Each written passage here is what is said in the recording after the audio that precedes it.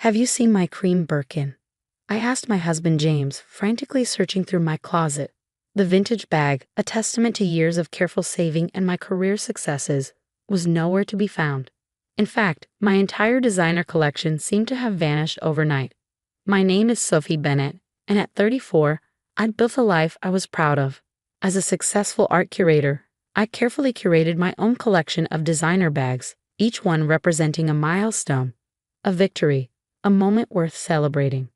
But now, standing in my walk-in closet after our weekly family dinner, I felt my stomach drop as I realized more than just the Birkin was missing. Maybe you moved them, James suggested, but I could hear the doubt in his voice. I hadn't. My bags were my pride and joy, each one stored in its dust bag, perfectly arranged on dedicated shelves. The Channel Classic flap from my first major gallery opening. The limited edition Birkin I found at a vintage auction. The Lady Dyer I treated myself to after securing my dream job. All gone. Then my phone buzzed. A notification from Instagram. My sister-in-law Olivia had posted a story. My heart stopped as I saw the image. There she was, posing at a high-end restaurant, my cream Birkin casually slung over her shoulder. The caption read, "Living my best life with my new collection." "James," I called out, my voice shaking. "You need to see this." He came over, took one look at my phone, and his face darkened. "She wouldn't," he started, but we both knew she would. Olivia had always been envious of my success, constantly making snide remarks about how some people had it easy. I scrolled through her feed. There were more photos. My Lady Dyer at a rooftop bar, my vintage Chanel at a beach club. She'd taken them all. And worse, she was parading them around like they were hers. "Call her," James said firmly, already reaching for his phone. But I stopped him. "Wait," I said, my mind racing. "I want to see how far she'll go with this." You see, Olivia had always lived in the shadow of her perfect brother. While James worked his way up in architectural engineering, she bounced between jobs, relying on their parents' support. When we got married, she'd made it clear she thought I wasn't good enough for her brother, despite, or perhaps because of, my success. The next day, I watched as more photos appeared. Olivia at exclusive venues, my bags prominently displayed. Her friends commented, gushing about her amazing new collection. She was living out her socialite fantasies with my hard-earned possessions. But what made my blood run cold was her latest post. She was at a pool party, my cream Birkin sitting dangerously close to the water's edge. That bag was worth more than just money. It represented the first major auction I'd overseen, the moment I knew I'd made it in my career. I decided to play the long game. At the next family dinner, I acted normally, even complimenting Olivia on her new accessories. She preened under the attention, launching into elaborate stories about how she'd acquired each piece. "This Birkin," she said, patting my bag like it was a pet. "I have a special connection with my dealer in Paris. You wouldn't believe the deal I got." I saw my mother-in-law Martha beam with pride. She'd always favored Olivia, excusing her behavior as youthful spirit. Now she was practically glowing, thinking her daughter had finally made it. "Oh, the Birkin is special," I agreed, sipping my wine. "It's quite rare, actually. Limited edition with some unique markings that make it easily identifiable." I saw a flicker of unease cross Olivia's face, but she quickly masked it. "Well, that's why I had to have it. I know quality when I see it." That night, Olivia posted more photos, but this time there was a desperation to them. She had to maintain the illusion, even as my words about the bag's identifiable features clearly rattled her. Then it happened, exactly what I'd been waiting for. A notification popped up on my phone. Olivia's latest post showed my cream Birkin, now sporting a large red wine stain across its front. Her caption was a mess of crying emojis and a dramatic story about an accident at a charity event. I watched as comments flooded in, her friends offering sympathy and suggestions for cleaning. But I knew better. That stain wasn't an accident. It was panic. My words about the bag's identifiable features had spooked her, and now she was trying to create an excuse for why the bag would never be seen again. "It's time," I told James, showing him the post. He nodded grimly, understanding what came next. I had all the evidence I needed, her social media trail, the documented theft, and now the deliberate damage to a bag worth more than her yearly income. But this wasn't just about the bags anymore. This was about years of manipulation, of her trying to tear me down while simultaneously copying everything I had. As I prepared my next move, I thought about all the times Olivia had tried to undermine me, how she'd told James I was new money and didn't understand class, how she'd whispered to his parents that my success must be due to connections rather than hard work. While she was about to learn exactly what kind of connections I had, and just how costly her little fashion show would turn out to be, I picked up my phone and made 2 calls, one to my insurance company and one to my lawyer. The game Olivia had started was about to take a very different turn. Looking at her latest post one more time, I allowed myself a small smile. She had no idea that while she was playing dress up with my bags, I was orchestrating something that would change our family dynamic forever. Sometimes the best revenge isn't swift or dramatic. It's watching someone slowly realize they dug their own grave, one designer bag at a time. The next morning, as my lawyer compiled the evidence from Olivia's social media spree, an urgent text lit up my phone. It was from her. The Birkin had an accident, but I can totally fix it. Know any good cleaners? I left her message unread. Instead, I focused on the email from my insurance company confirming what I already knew. My collection was covered for theft and damage, but filing a claim would require a police report. Perfect. You don't have to do this, James said softly as I prepared to leave for the police station. We could handle it within the family. I turned to face my husband, seeing the conflict in his eyes. No, James. We've handled things within the family for too long. That's why she thinks she can get away with this. At the police station, I laid out everything: the theft, the social media evidence, the deliberate damage. The officer taking my statement raised his eyebrows when I mentioned the value of the Birkin alone. And you can prove these items belong to you? He asked. I pulled out my folder.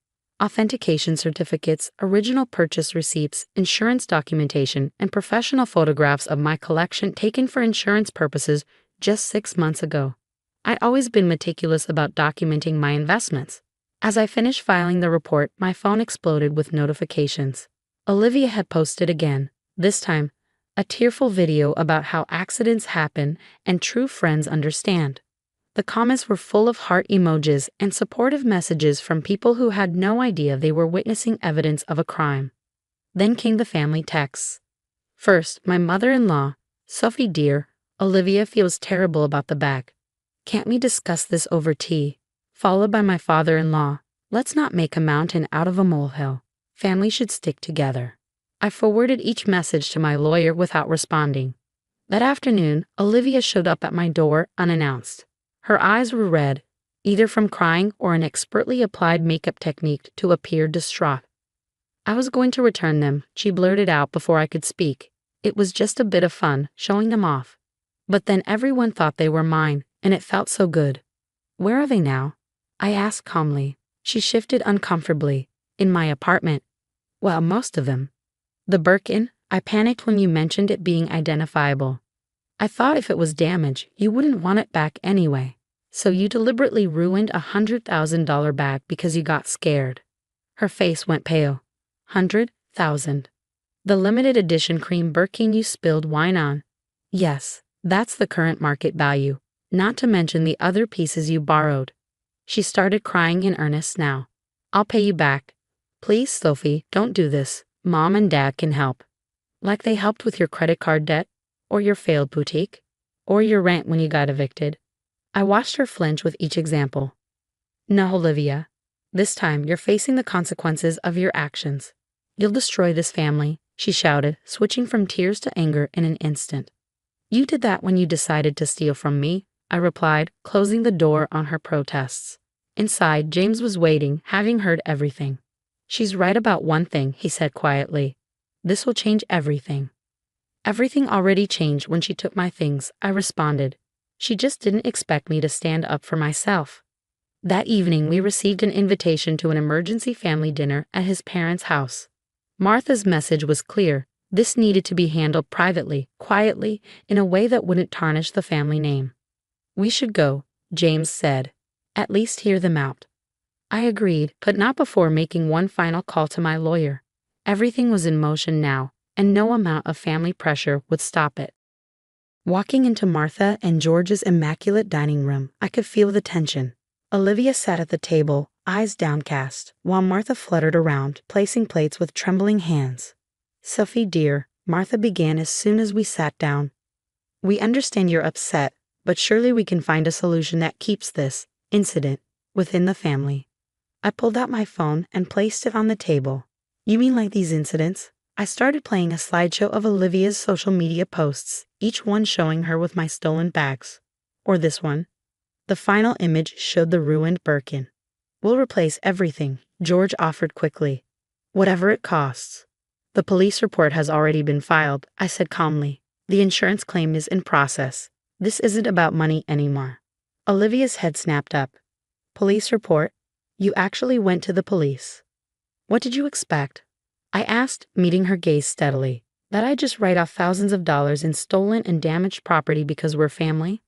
"But I was going to return them," she protested. "After you ruined them? After you paraded them around pretending they were yours? After you deliberately damaged an irreplaceable piece when you got scared of being caught?" The room fell silent. Martha had stopped her nervous movements. George was staring at his plate, and Olivia finally looked afraid. "What happens now?" James asked, breaking the tension. I stood up, gathering my things. Now we let the legal system handle this. And maybe, just maybe, Olivia will finally learn that actions have consequences. As we left, I heard Martha burst into tears and Olivia start shouting about betrayal. But for the first time since this whole ordeal began, I felt at peace. Sometimes protecting yourself means being willing to weather the storm of family disapproval. The real question was, what would happen when the police arrived at Olivia's door tomorrow morning? The police arrived at Olivia's apartment early the next morning. I didn't need to be there. The evidence spoke for itself. By afternoon, all my remaining bags had been recovered, and Olivia was facing charges of grand theft and property damage. What happened next surprised everyone, especially Martha and George. Instead of bailing their daughter out immediately, they took a step back. Perhaps they finally realized that constantly shielding Olivia from consequences had led to this moment. "We failed her," George admitted during a private conversation with James. "We should have stopped this behavior years ago." The family dynamic shifted dramatically. Martha, who had always rushed to defend Olivia, now sat in silence during family gatherings. The reality of her daughter's actions, not just the theft, but the calculated deception that followed, had shaken her perfect family image. Olivia, facing actual consequences for perhaps the first time in her life, changed too. The initial anger and blame shifting gave way to something else. Shame. Real, genuine shame. 3 months after the incident, I received an unexpected letter. It was handwritten, tear-stained in places. "Sophie, I've spent weeks trying to write this. Nothing sounds right. How do you apologize for not just stealing from someone, but trying to become them? Because that's what I was doing. Every time I carried one of your bags, posted a photo, told a lie about where I got them, I was trying to be you. I've started therapy. Turns out I have a lot to work through. My therapist says I've been competing with an impossible standard, not just you, but this perfect image I created in my head. I know sorry doesn't fix anything. I know you may never forgive me, but I need you to know that facing consequences for my actions was the wake-up call I needed. Olivia." I showed the letter to James. He read it silently, then looked at me with questioning eyes. "What are you thinking?" "I'm thinking," I said slowly, "that real change deserves a chance. The charges weren't dropped, that wasn't my call to make. But I did write a letter to the court about Olivia's efforts to make amends. She ended up with probation and mandatory counseling, plus a repayment plan for the damaged Birkin. 6 months later, Olivia invited me for coffee. She looked different, more grounded somehow. She had a job now, a real one, working at a local art gallery. The irony wasn't lost on either of us. "I start at the bottom," she explained, stirring her coffee. "Filing, answering phones. But I love it.